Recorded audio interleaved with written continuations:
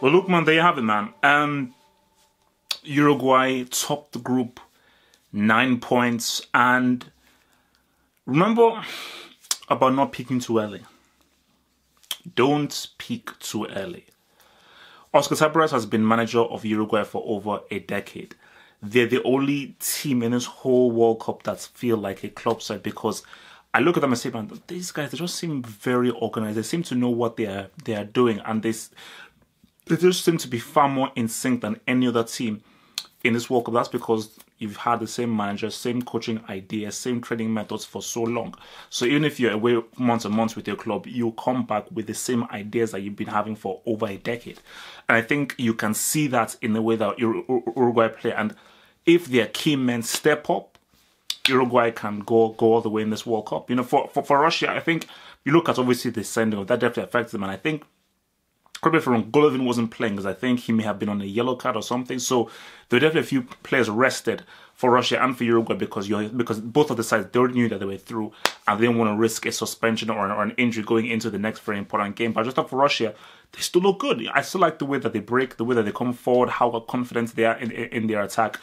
But I think just mistakes, the mistake of fouling the cannibal in that area, the mistake as well with the deflections. So those individual mistakes are really what's led Uruguay to win. And Uruguay, one of those teams that you give them a sniff, you make a mistake, they will let you pounce because they're a very, very focused, pragmatic side who they know what they play. They use the ball well, and it's very hard to really figure out what their idea or their strategy is. But I just think that generally, when I've just been watching them, I think it's obviously being defensively strong. Diego Godin is the star of the team, but they just they just make the right moves.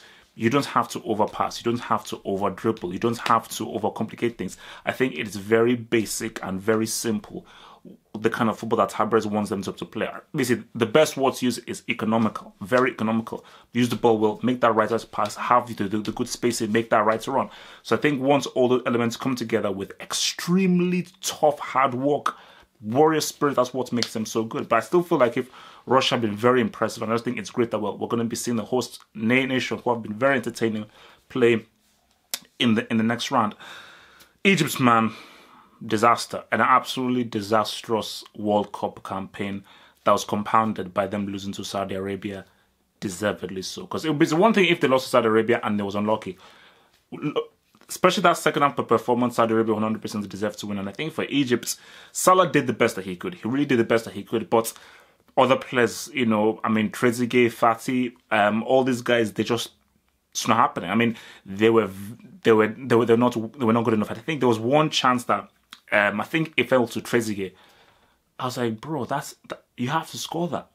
You have to score. I think there was a chance in the first half. And in the second half, I think the one in the second half was even bigger, where you've got to score that. But for Saudi Arabia, man, you have to just congratulate them, because many people already put them as a worst at it. Even when Egypt went 1-0 by a great goal by Salah, everyone said, well, you know, Saudi Arabia, they are, of course, the weakest team losing. So for them to really go back, re-up, revitalize, come to the second half, come back strong, get back to the game, and they missed a penalty. Shout out to El Hadari, 45 years of age. That can't be right. I think he's 45.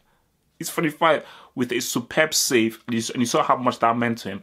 And that was great because I mean, already that's a record breaker there. So, but just for Saudi Arabia, the way that they were able to come back, revitalize, re-up, re-energize themselves, and come back strong, got to give them credit for that. That is just amazing. That has to be commended. 100% has to be commended. So well done for them for doing that, you know. So yeah, man, Egypt 0 points, 3 losses, not good at all. Saudi Arabia, good that they got the 3 points.